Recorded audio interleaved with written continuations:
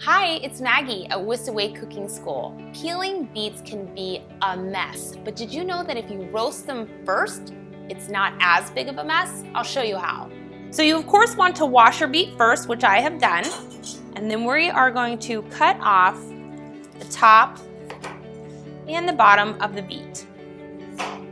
You can save your beet greens if you would like.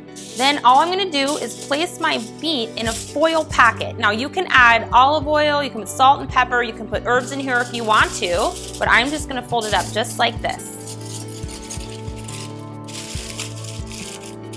I'm going to place the beet in a 400-degree oven for about an hour or until it's fork tender. So our beet is beautifully roasted. I'm going to pull it out of the foil packet and I'm going to take a paper towel and the skins slide right off. So in a matter of seconds, the skin is gone and I don't have as big of a mess on my cutting board or my fingers. Most of it is in the paper towel. To cut the beet, turn it onto its flat side, cut directly through the middle.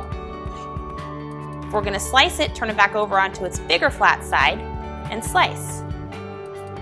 I love doing beet wedges for salads. Half the mess with all the flavor. Thanks so much for watching. Hopefully you learned something new.